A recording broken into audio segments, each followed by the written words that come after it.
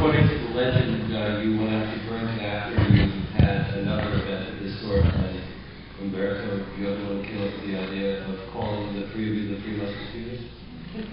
The story? No. They can tell the same story.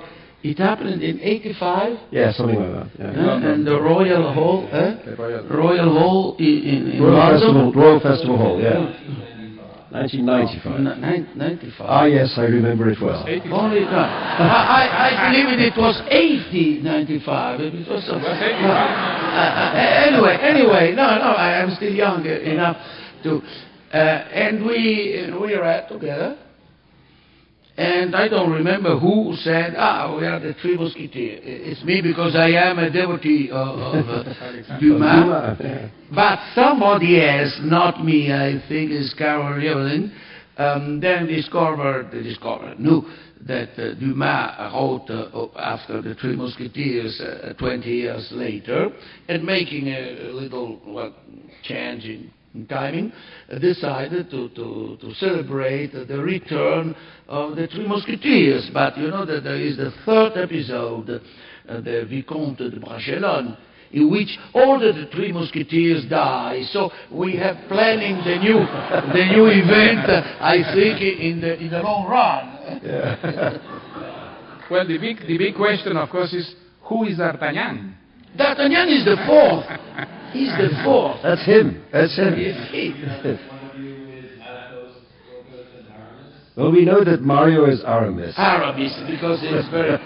We are competing each other for being Porthos, because of Porthos... But I have to say, I should say it was one of the great pleasures of this year's festival that when we had the idea of trying to put this act back together, that I emailed both Umberto and Mario and said, would you like to do it again? And the speed with which they replied to accept, was extremely enjoyable, because it's clear that they wanted to, for some mysterious reason, wanted to do it again. But it's but remember that at the time that we did it before was the time when the most famous three around were the three tenors. So you don't want to hear us sing. But I think that was also behind it, that we needed, I remember saying, why not the Three Stooges, but I guess Musketeers is a little more literary. It's more literary, but also I was thinking, is this the pen higher than the sword? Yes, well these are, yes, exactly. Yes, that's so clever.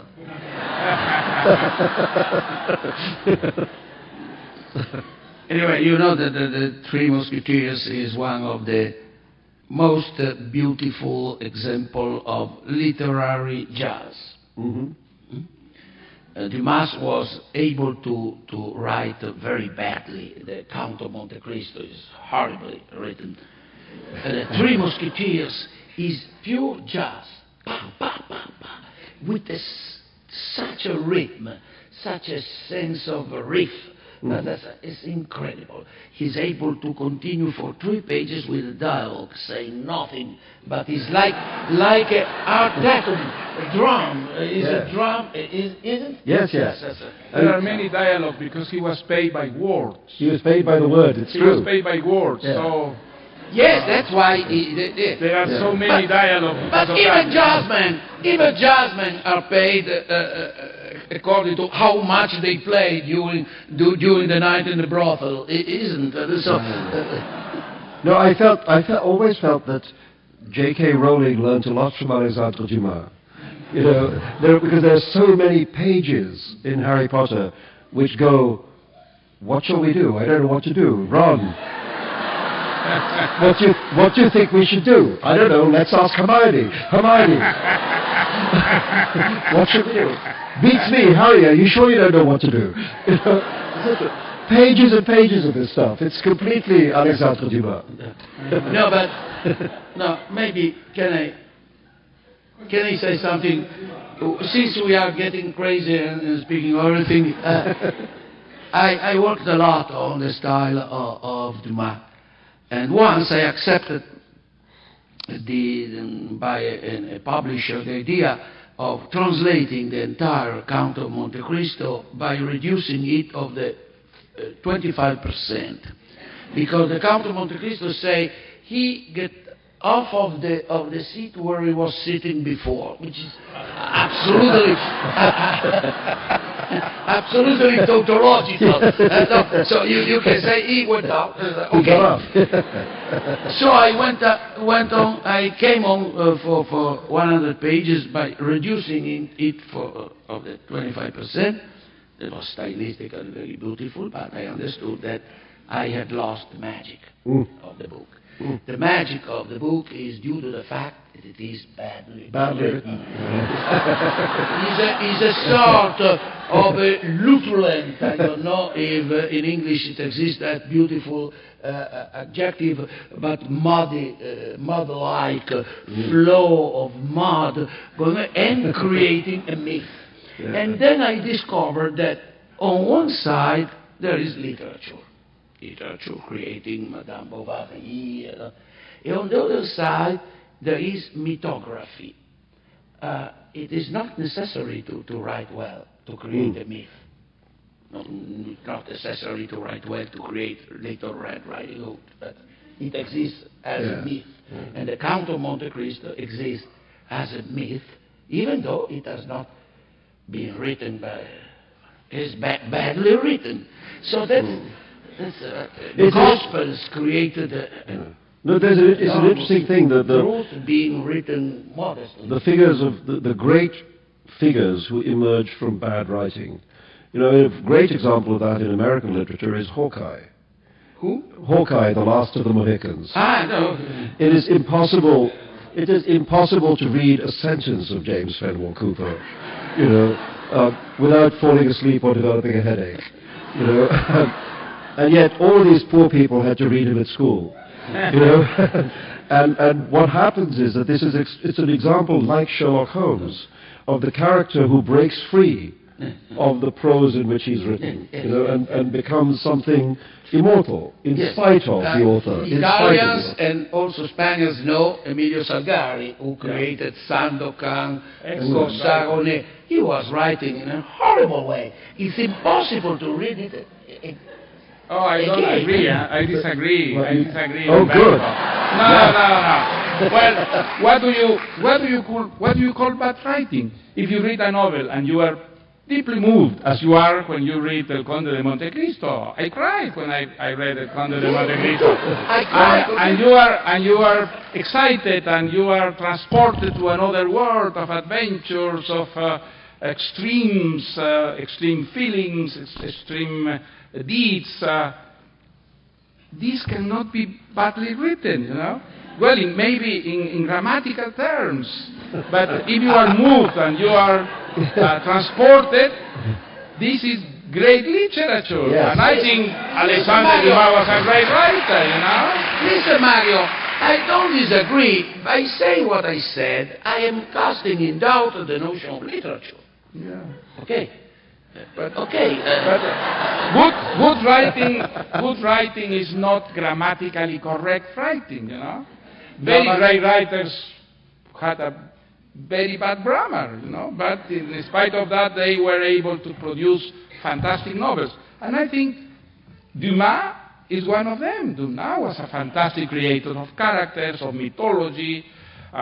He created an alternative reality. Well, very unrealistic, if you wish, but very moving, very moving, and something that had a touch with something that we love, human beings, extremes, adventures. In English, there's a very good category for this, the category of the good bad book.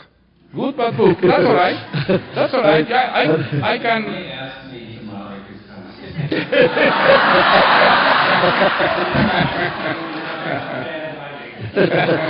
What is bad writing? I think bad writing is the writing of a novel in which you don't believe a word of what you are told, you know.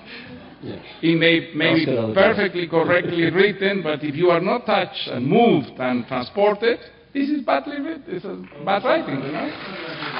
Okay. You read Many of us read a portion of it in the New Yorker. Yeah.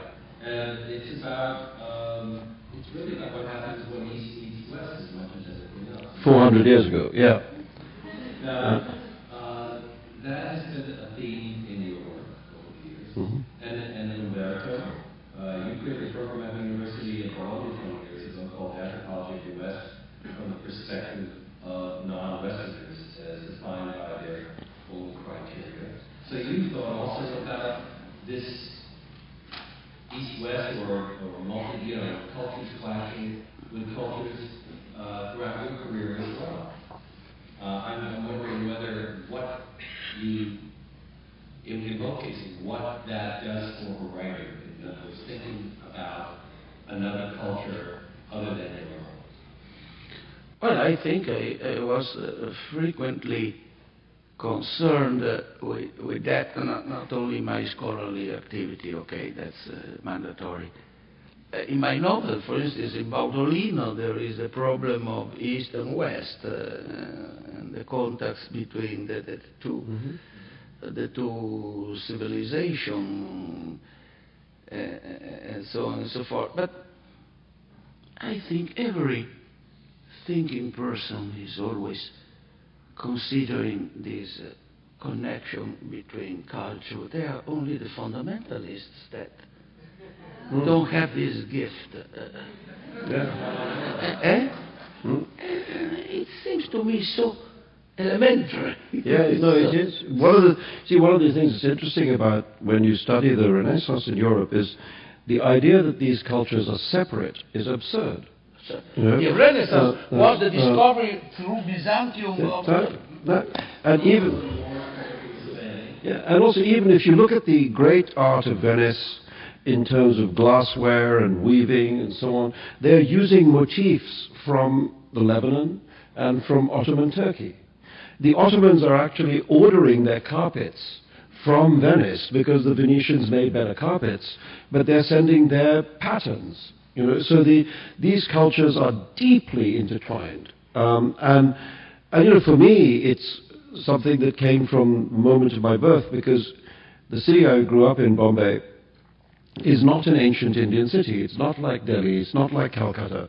This city did not exist until the British came to India. So this is a British city built on Indian soil. And if you grow up, there was nothing there. There were fishing villages. So you grow up in such a city, and that sense of the interpenetration of culture is there from your first days. So you don't have to even travel to discover it. The Western culture started, didn't start, but with Alexander and his trip to Afghanistan. Yeah. Incredible to that very developed civilization. Have you learned that the history of Peru is largely about the clash of different cultures, the Western, the Spanish culture, and the ancient pre-Columbian cultures? Well, I think Peru is like a microcosmos. It's the pre-Hispanic cultures, which are still there.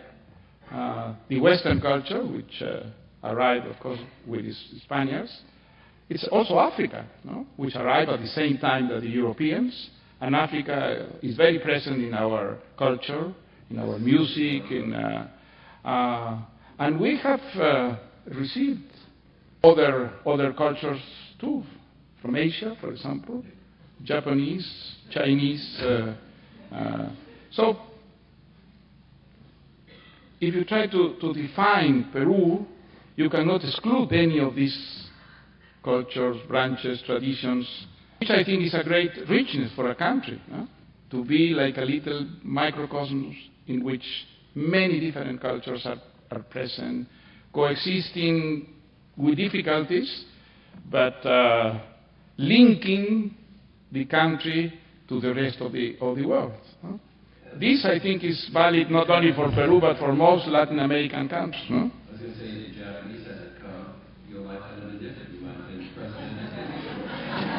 Yeah, well, so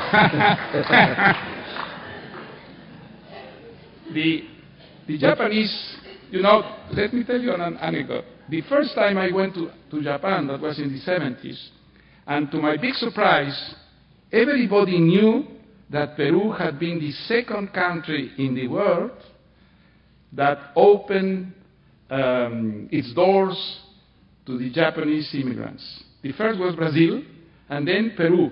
And Peru was known in Japan because of that. Not because the Incas, because Machu Picchu, no. It was because it was the second country in the world that permitted the Japanese immigration. Yeah. They did wonderful things in Peru, by the way. Not Fujimori, but the Japanese did wonderful things. That's such a great thing that Mario is not president of Peru. Otherwise, he wouldn't be here, and he wouldn't be writing books, and etc. You know, I mean, which Mario Vargas Llosa would we like? President Mario? You know, Salman, that's what I say. Yeah. Peruvians voted against me because they loved so much my novels. You know,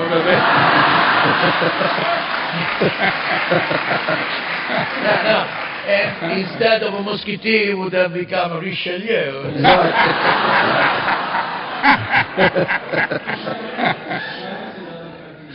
Sorry? Writers in other countries serve a different function than they do in the United States. In this country, in other countries, they often get involved in politics, and we've seen a fair number of writers move into politics for academics of another sort. Your friend who just lost the leadership of Italy was an economist and also an intellectual. A colleague of my university, yes. Yes, probably. But in this country, I think writers are meant to be more entertainers than anything else. But you know, isn't that recent, though? I mean, I remember as a young man admiring the way in which American writers like Mailer and others, you know, would. Well, that may not have been his smartest move, you know. But that he was certainly a writer who rolled up his sleeves and took arms against the culture. He was a person who waded in and fought. He was a public figure, and it seemed possible for writers as recently as that to be public figures in America who could be of consequence in the culture. And I think it's a loss for America that seems not to be the case now. No, I have an explanation for that. Because a very serious explanation, because I am frequently asked why you are a university professor, in the same time you are a columnist, you are involved in political comments.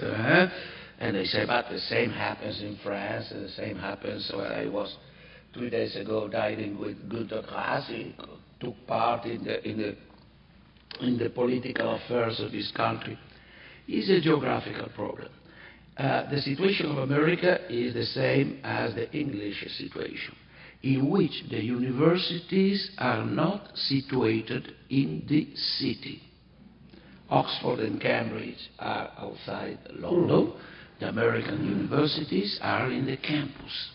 The campus is something living its own life independently of the polis. Why? In France, in Germany, in Italy, in Spain, the university is usually in the center of the city, and therefore it's obliged to take part in the political life. So it happens that in America it's not true that a scholar is not involved in politics. But the moment he starts, he resigns from the university, he makes another job. So that the most strange figure is the one of Chomsky, who is doing both, which is unacceptable for the American mind. While in Germany or in France, Chomsky, is somebody who is doing both grammar and politics. That you can agree with him as far as politics is concerned, and not on grammar. But that's it. I'm sorry, I must say. Noted in the East, you were arrested and imprisoned for voicing your opinions, while in the West, you could make as many revolutionary statements as you please, and no one would give it the slightest attention. There were no penalties, and therefore, your seriousness, your freedom, therefore, was something legitimate. But in one of the books of Italo Calvino, I think If on a Winter's Night a Traveler, he says something, I paraphrase, to the effect that you can tell how highly a country esteems literature by the size of the apparatus it sets up to repress it.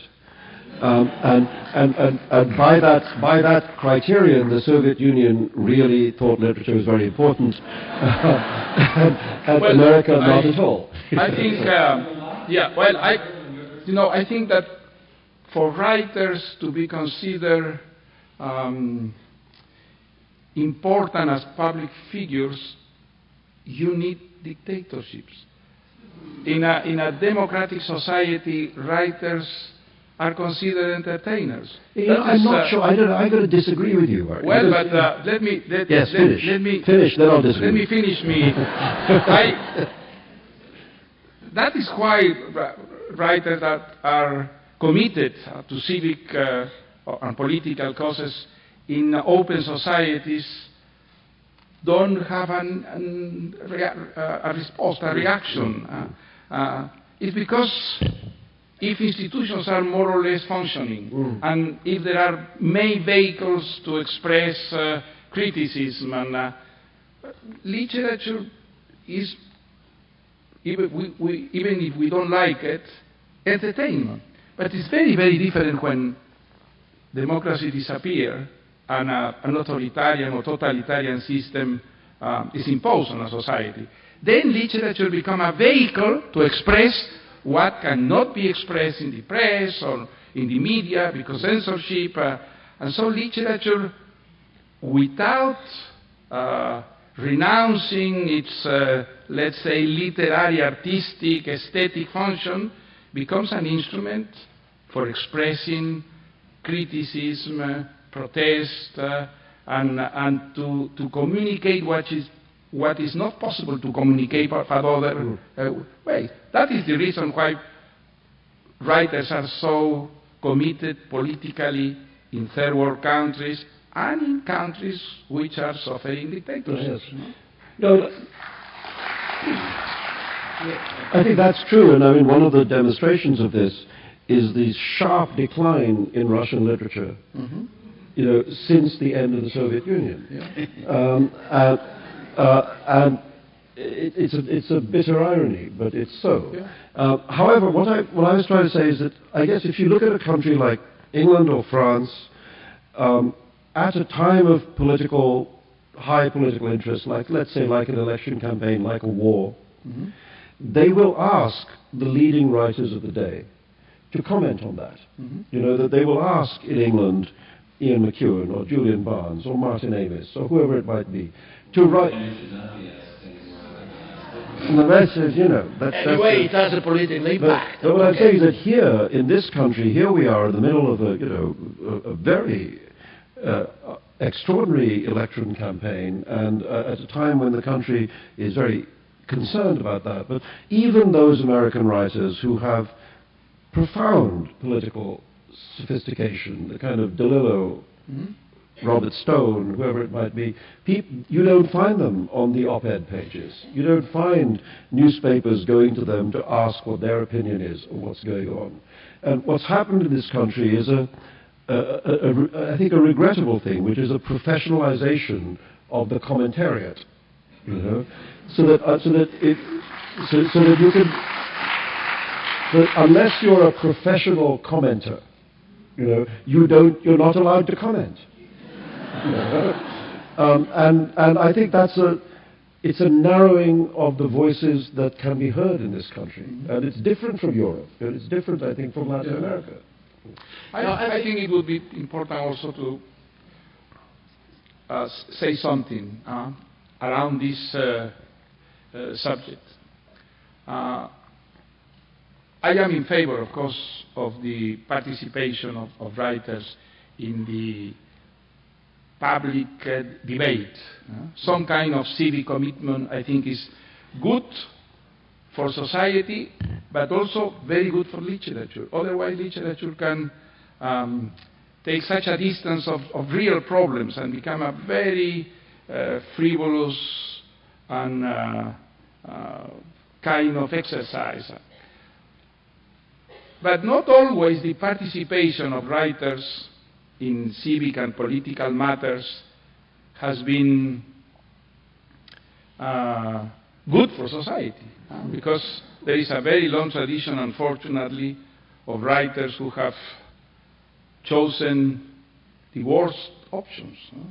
It's very sad to discover that great creators, great poets, great novelists supported dictators, were great promoters of horrendous ideologies.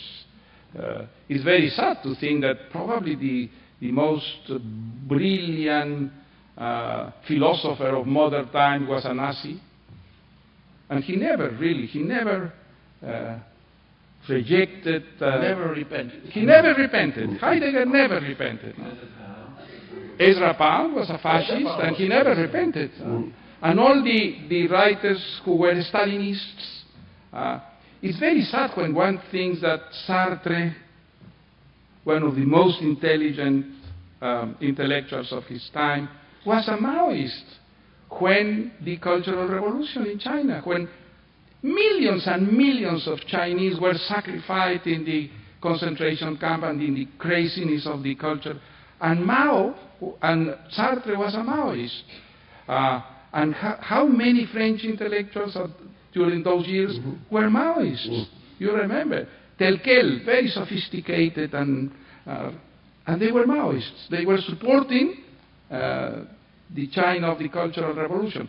So in certain societies, probably, these examples have created some kind of suspicions of the political commitment of writers. How did you react when they burned thousands of your personal, thousands of books? Well, first I was very depressed. Then I was very grateful to the military, because although they burned my books, they didn't forbid the novel, so the novel became a bestseller, because of that. No, I'm just going to ask him. I was just going to ask Umberto if he had any books burned, because otherwise he's slightly out of this conversation.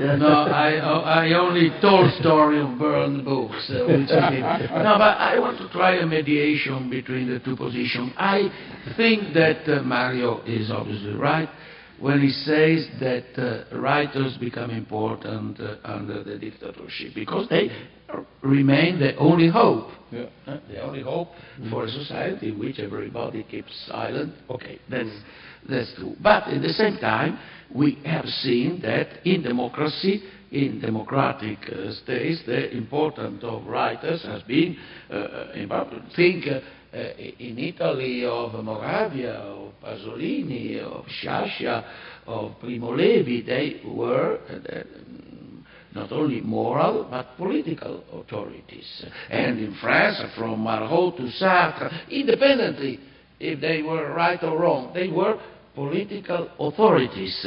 And in Germany, it was the same, from Jünger to Günter Grass.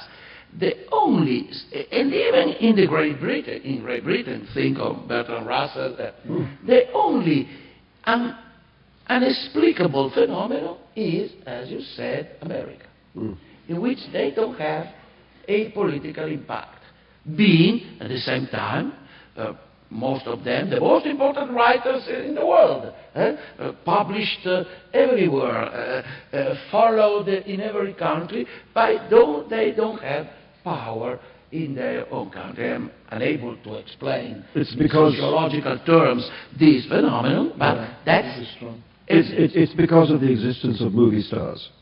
Oh, what? That's probable. In this country, because Marot became minister, and here is Schwarzenegger that becomes minister. No, it's serious. You're kind of getting involved with movies. You're speaking to me as a movie star, right? More and more movies. Yeah. There was Yes. Most recently, I'm glad you're talking about my most important work.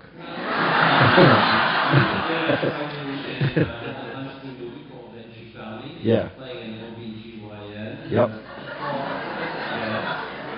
No, let it. And then Paul also told me that he wanted to have you in a film, but he couldn't get insurance. Once upon a time. It was bad old days. Yeah, and you just told me you were in a music video with Scarlett Johansson. I mean, you have to write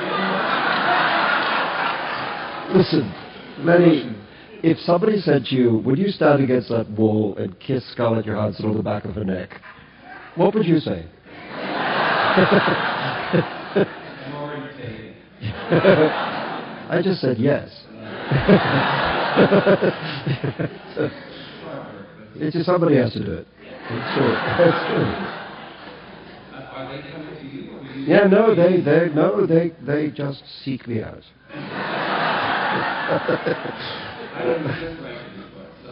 Yeah. Well, that's what happened. You know, I mean, with the Helen Hunt movie, I mean, what do I know? I didn't know Helen Hunt. She wasn't a friend. I mean, her agent called my agent and said would I be interested in this part? And they sent me the script. I read the script. I thought it was a good script. I went and auditioned and nailed it.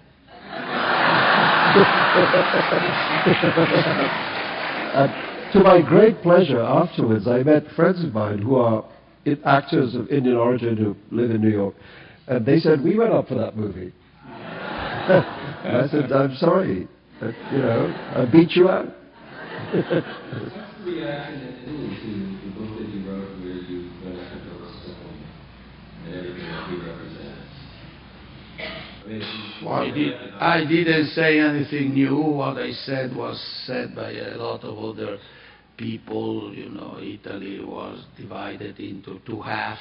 One half thought exactly what I said in this book, and so I could have avoided to write it. It would have been the same.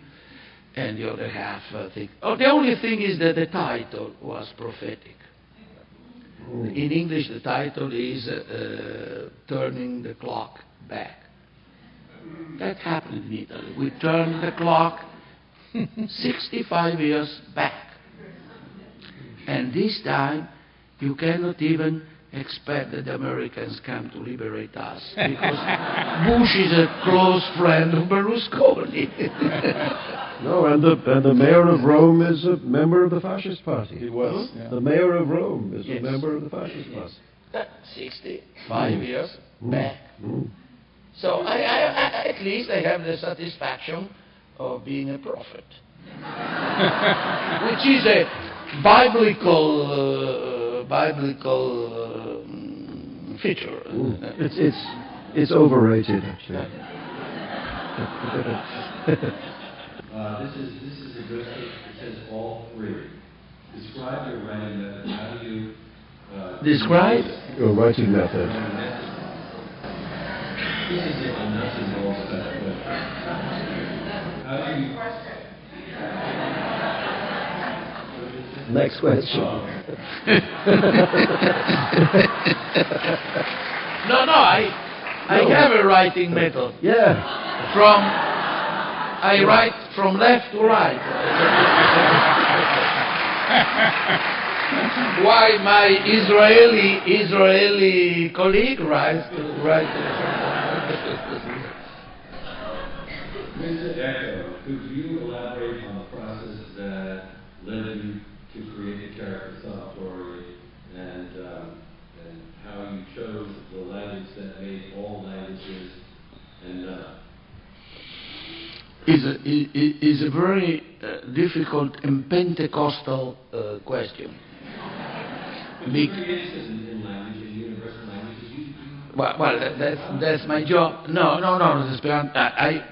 Apart that I am a professor of semiotics and therefore of the theory of language and science, I wrote a book on the search for the perfect language, which was a very important topic during the century. And my Salvatore in The Name of the Rose speaks a sort of patchwork of different languages. So it was a literary amusement. But probably we don't know what happened with the apostles in the Pentecost.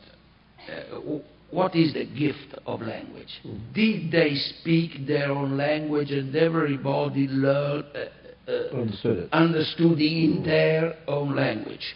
Or they were practicing glossolalia, which is the production of an existing language, but that in mystical situation everybody believes. Or they did. So, according to me, Pentecost was something similar to the language of Salvatore. But there is a serious element in that. I share an opinion with a colleague of mine, Agege, in France.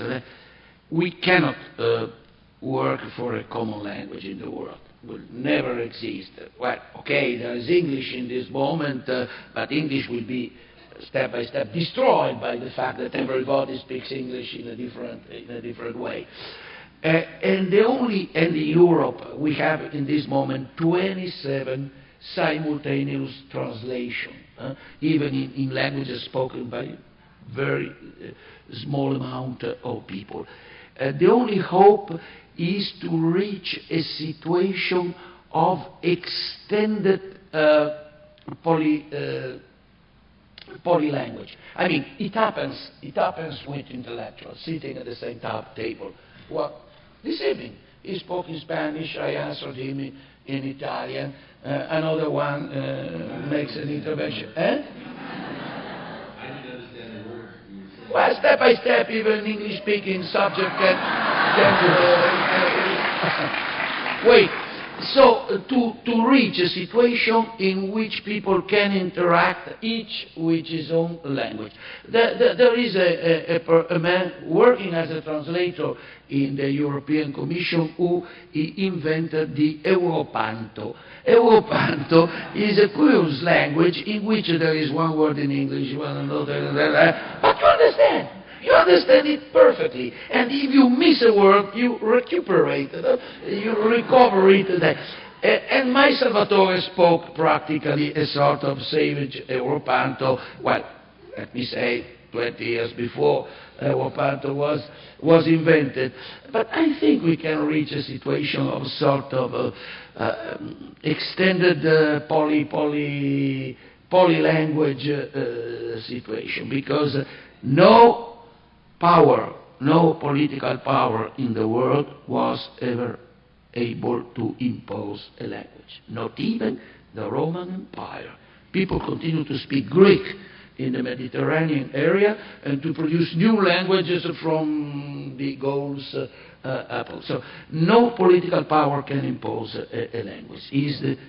South America is Spanish-speaking. Yes, it was due to a massive migration. But you know that certain things that in Peru can be told and understood and accepted even by a lady in Venezuela are profanities. So also the South American Spanish is not a monolithic language. Fortunately. English, we believe it's a monolithic language, but it's you that yesterday told me about quite. Yeah, quite. No, That's the story of quite. That's incredible, but it's yeah. All these different English speakers are ruining the language. I think you said once that I think English was being enriched by all of the people who have been forced to speak English as a second language, people from the Indian Peninsula, from Africa, and from elsewhere. I think it's true that I think English has the gift of immense flexibility. You know, it's a very bendy language. You could make it into almost anything you want. French is more classical, more syntactically rigid than English. So English has lent itself to local variation very well. And India is one place where English has acquired a whole lexicon of its own. You know, I mean,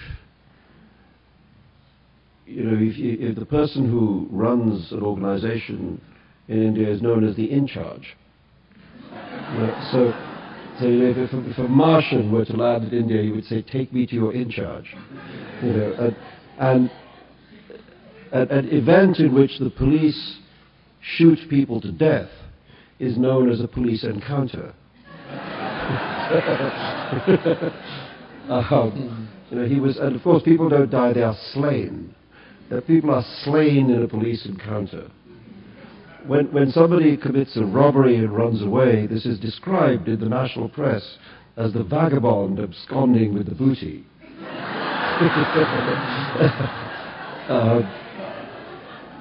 So on, so it's very enriching. Oh, sexual harassment is Eve teasing. Eve teasing, and so on. So it's become a quite substantially different, and so has Caribbean English, so has Australian English, so has African English, and these variations are, I think, incredibly enriching. Now, for language, flexibility can be a virtue and a risk. The virtue that you can speak it in every way you want. You see, my English is okay, right? More or less you understand. Okay. But at the same time, flexibility means that every local version transforms itself step by step. What happened to Latin? It was spreading around the whole empire, and it became the modern languages. It transformed itself into Spanish, Italian, German, the mixture, Romanian, and so on. And it was due to the fact that the late empire Latin was very flexible, not so rigid like the one of Virgil of Horace. It became very, very flexible, and so practically it dissolved into a variety of dialects. No, Winston Churchill famously said that England and America were divided by a common language. And I had to learn this, you have to learn to speak American. And the thing we were talking about, the story of quite, is that in America, quite is an intensifier, in England it's a modifier. So here, if you say something is quite good, you mean it's extremely good. In England, if you say something is quite good, you mean it's kind of, it's all right. It's not all right. It's not good. It's not bad. It's okay. And so I would come here as a young man, and people would say to me, "Oh, I read your book. It's quite good." And I would say, "Oh, you didn't like it very much." And then they would look at me as if I was mad, And this is. And I told people that when I was a kid, I wore knickers and suspenders, which. Oh yes. Guard belt and women's ruler. That's right. I should say, wicked boxers and braces. That's right. Whereas braces presumably in America are things you wear in your teeth. Not on your pants. Yes, once in London I wanted to buy suspended. I wasn't understood. No. Part-time in London, don't you? In Leicester? But you, I don't know whether you have a reason we had your reading in Spanish and Vargas in Italian. I thought it was a great idea because this really is about rural voices. But we did a reading in Queens, and you insisted on reading it in Spanish there as well. Is it, even though you're so fluent in English, you still would prefer to read in the Spanish? Well, I prefer to read in Spanish because in Spanish I can use all the necessary nuances. This is not the case when I read in English. No? I can read in English, but I know that I sacrifice a lot of what I have written in the original. Well, this was actually, I remember in Three Musketeers 1. This is Three Musketeers 2, this time it's serious. You are forgot. No, there was Three Musketeers 2 in France. You have Yeah, forgotten. no, that was on the pivot thing. Well, but yeah. that was also, a Three Musketeers performance. Yes, that was, but that was only on television, which doesn't count. But it was pivot, which was the point I'm making very is that respectable when we did it, literary TV yes, program. of course it is. Yes, Very respectable. yes. I just say that when we did it in London, both Umberto and Mario were obliged to read in English, and did so. And I felt very. I kind of wanted this to happen because I felt the festival is called World Voices. You want to hear the world's voices. You want to hear Mario Vargas Llosa read the words he actually wrote. And Umberto Eco read the words he wrote.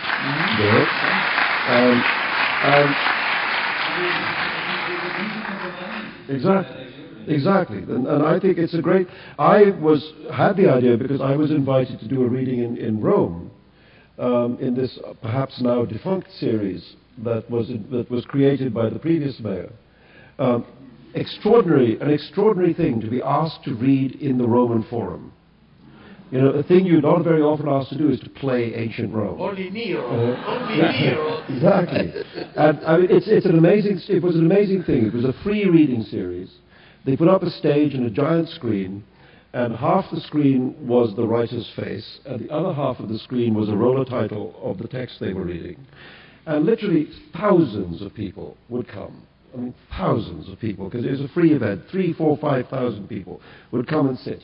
And you got to speak what you had to say in your own language in the ruins of Rome. It was just the most extraordinary reading that anybody could be asked to do. And I thought there's something important here, that your own voice should be heard, the music of your own voice. And everybody can understand what you're saying because there's the meaning of it. And so it's great that the technology now exists that we can do this, that we can allow writers from any language to speak in their own language and for them to be understood. It is wonderful reading that. Thank you so much for reading, Mario Vargas Llosa, for Umberto, Salman.